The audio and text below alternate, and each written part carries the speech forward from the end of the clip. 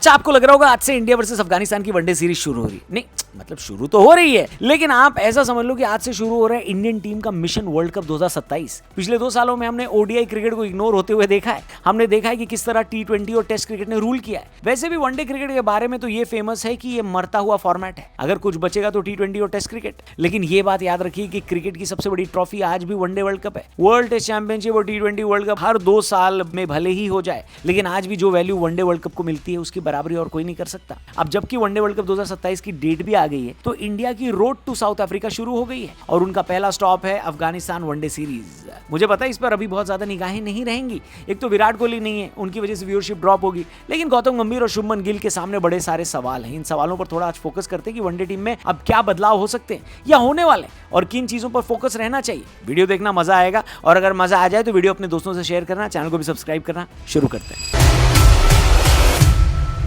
शुभमन गिल की कप्तानी। जी हाँ, पिछले साल ये बात क्लियर हो गई कि अब टीम इंडिया 2027 वर्ल्ड कप में शुभमन गिल की कप्तानी में उतरेगी। कई लोगों को ये बात अच्छी लगी क्योंकि उनके हिसाब से फ्यूचर प्लानिंग थी, लेकिन ज्यादातर लोगों को ये बात अच्छी नहीं लगी क्योंकि रोहित शर्मा जो रेगुलर कैप्टन थे, उन्होंने पिछले ही साल चैंपियंस ट्रॉफी में टीम इंडिया को विजेता बनाया था और कई लोगों को लग रहा था कि ये तो रोहित शर्मा के साथ नाइंसाफी हो गई। उन्होंने आपको जिस साल एक आईसीसी ट्रॉफी जिताई, आपने उसी साल उनको कप्तानी से बाहर बिठाने का फैसला ले लिया। ये बात कई लोगों को हजम नहीं हुई, लेकिन मेरे हिसाब से जिस तरह 2019 वर्ल्ड कप से पहले धोनी ने फैसला लिया था कि विराट को ही उस वर्ल्ड कप में लीड करना चाहिए, उसी तरह सिलेक्टर्स ने भी फैसला लिया कि शुभमन गिल को 2027 वर्ल्ड कप में कैप्टन होना चाहिए और उसकी प्रिपरेशन के लिए उनके पास कम से कम 2 साल तो होने चाहिए थे। तो जिम्मेदारी गिल को सौंप दी गई, ये समझ में आता है। लेकिन गिल अभी तक अपने वनडे कप्तानी में कुछ खास साबित नहीं कर पाए। ऑस्ट्रेलिया के खिलाफ जो वनडे सीरीज खेली हम वो हार गए और फिर हद हो गई तब जब न्यूजीलैंड ने हमको हमारे घर में वनडे सीरीज हरा दिया और चले गए वो लोग। लेकिन तब ज्यादा लोगों का ध्यान नहीं था क्योंकि टी20 वर्ल्ड कप आने वाला था। अब फोकस पूरी तरह से वनडे वर्ल्ड कप है और इस हिसाब से गिल को स्टेप अप करना पड़ेगा। फिलहाल उनका कप्तानी रिकॉर्ड 6 मैच पर 4 हार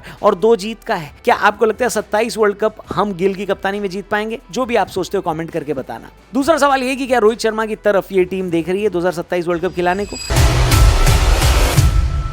देखिए, पहले सवाल ये हुआ करता था कि क्या रोहित और कोहली 27 वर्ल्ड कप खेल पाएंगे या नहीं, लेकिन जिस हिसाब से विराट कोहली की फॉर्म रही है पिछले कुछ सालों में, उस हिसाब से इस बात में कोई शक नहीं है कि विराट फिट है, उनके बल्ले से रन आ रहे हैं और वो 27 वर्ल्ड कप खेलने के लिए बिल्कुल तैयार है। लेकिन ये बात रोहित शर्मा के लिए नहीं कही जा सकती क्योंकि पिछले वनडे सीरीज में जो न्यूजीलैंड में हुई थी उसमें उनके बल्ले से कोई खास रन नहीं आए थे। उनका आईपीएल भी सूखा सूखा ही गया है और अगर आप ध्यान देंगे तो ये टीम अब इस बात पर विचार जरूर कर रही है कि रोहित की जगह क्या किसी और को ट्राई किया जा सकता है। ये बात शायद आप लोगों ने नोटिस नहीं की होगी, लेकिन मैं आपको समझा देता हूं कि कैसे। देखो, विराट अफगानिस्तान सीरीज नहीं खेल रहे क्योंकि इंजर्ड है। विराट कोहली वनडे में 3 नंबर पर खेलते हैं। कायदे से इस नंबर पर विराट कोहली का रिप्लेसमेंट होने चाहिए थे ऋतुराज गायकवाड़, जो कि बेहतरीन फॉर्म में चल रहे हैं। अभी हाल ही में इंडिया ए वर्सेस श्रीलंका ए जो सीरीज है उसमें बैक टू बैक वो रन बना रहे हैं और उनका लिस्ट ए एवरेज भी 60 के ऊपर का हो गया है, जो कि आज तक दुनिया में किसी बल्लेबाज का नहीं है। लेकिन सिलेक्टर्स ने विराट कोहली के इंजर्ड होने पर ऋतुराज गायकवाड़ को नहीं बल्कि यशस्वी जायसवाल को टीम में शामिल किया। यानी अब इस टीम में 3 ओपनर हैं, रोहित शर्मा, गिल और जायसवाल। क्या जायसवाल को खिलाने की वजह यह है कि टीम मैनेजमेंट गिल के साथ उनकी जोड़ी टेस्ट करने की तरफ देख रहा है? मैं दावे से नहीं कह सकता, लेकिन मेरे हिसाब से यशस्वी जायसवाल की जगह इस टीम में बनती नहीं थी। वो खेल रहे हैं तो सिर्फ इस वजह से कि देखा जा सके कि वक्त आने पर क्या वो रोहित शर्मा को रिप्लेस कर पाएंगे या नहीं।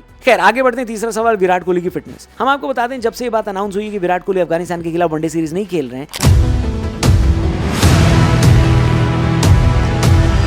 ऑलरेडी इस सीरीज वनडे सीरीज में 50% लोगों का इंटरेस्ट कम हो गया। जिन 50% लोगों का इंटरेस्ट कम हो गया है, अब वो या तो कॉकरोच जनता पार्टी ज्वाइन कर लेंगे या फुटबॉल वर्ल्ड कप चल रहा है तो मौसमी फुटबॉल फैन बन जाएंगे। अब एक क्रिटिसिज्म ये हो रही है कि विराट कोहली को अगर पता था कि उनकी थोड़ी सी इंजरी है तो क्या उनको आईपीएल फाइनल में थोड़ी ज्यादा सावधानी नहीं बरतनी चाहिए थी? चलिए, आईपीएल फाइनल है तो ऐसा तो नहीं हो सकता कि विराट कोहली खेलेंगे नहीं। अगर आरसीबी खेल रही है तो हो सकता है कि फाइनल में इंपैक्ट प्लेयर बन जाते, खाली बैटिंग करने आ जाते। लेकिन कोहली भाई तो पूरा मैच खेल कर गए, आईपीएल ट्रॉफी जीत गए और फिर जब इंडिया के लिए खेलने की बारी आई तो पता चला कि इंजर्ड हो गए। बाकी तो देखो, हमारा और कोई मकसद नहीं है, हम बस ये चाहते हैं कि किसी तरीके से विराट भाई 27 वर्ल्ड कप खेल भी लें और जीत भी लें और हमारी 100 सेंचुरी वाली मनोकामना भी वो पूरी कर दें।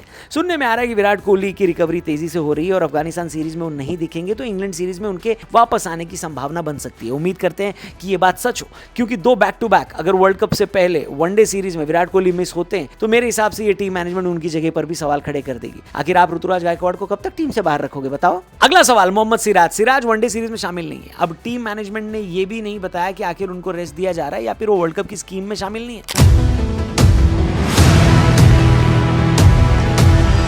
क्योंकि आप लोगों ने नोटिस किया होगा कि रिसेंटली मोहम्मद सिराज वनडे और T20 टीम से थोड़े से गायब ही रहे। उनको सिर्फ टेस्ट टीम में रेगुलर जगह मिलती है और इस बात से काफी सारे इंडियन क्रिकेट फैंस को प्रॉब्लम है, क्योंकि सिराज तो टीम इंडिया की बॉलिंग लाइनअप की शान है। थोड़े टाइम पहले ही वो दुनिया में नंबर 1 वनडे गेंदबाज भी थे, लेकिन अब अचानक से उनको व्हाइट बॉल से गायब कर दिया गया। अभी थोड़े दिनों पहले जब आयरलैंड और इंग्लैंड T20 सीरीज के लिए टीम अनाउंस हुई, तब उसमें सिराज का नाम शामिल था, लेकिन फिर बाद में खबर आई कि प्रसिद्ध कृष्णा को टीम में शामिल कर लिया गया है। सिराज को बाहर कर दिया गया क्योंकि सिराज का वर्कलोड मैनेज करना है। कोई सेंस है इस बात की? यार मुझे तो ये लगता है कि मोहम्मद सिराज की सबसे बड़ी कामयाबी और उपलब्धि यही है कि बाकी गेंदबाजों की तरह उनका वर्कलोड मैनेज करने की जरूरत ही नहीं है, क्योंकि ये तो भैया 440 हॉर्स पावर की तरह बैक टू बैक बॉलिंग करता है आदमी और अच्छी गेंदबाजी करते हैं।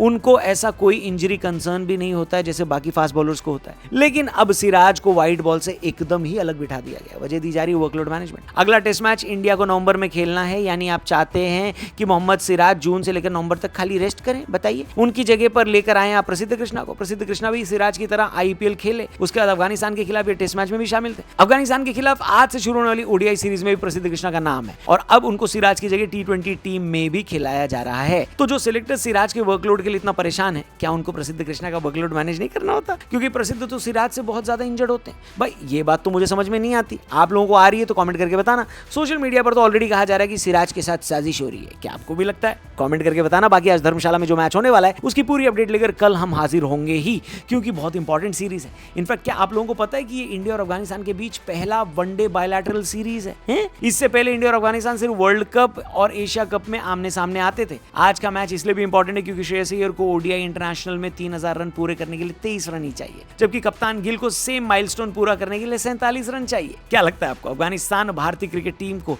इस वनडे सीरीज या फिर आज होने वाले धर्मशाला मैच में परेशान कर पाएगी? अपनी ओपिनियन कमेंट बॉक्स में जरूर लिखना और अमेजिंग वीडियोस देखने के लिए हमारे नोपो चैनल पर भी जरूर जाना, जहां पर अलग अलग स्टोरीज आपको क्रिकेट से जुड़ी हुई हम ला रहे हैं। अच्छी वीडियोस वहां पर बन रही हैं, एंजॉय जरूर करना और डिस्क्रिप्शन में लिंक दिया उस चैनल पर भी जरूर जाना। इस चैनल को भी जरूर सब्सक्राइब करना। Thank you for watching crico. जल्दी मिलते हैं। जय हिंद।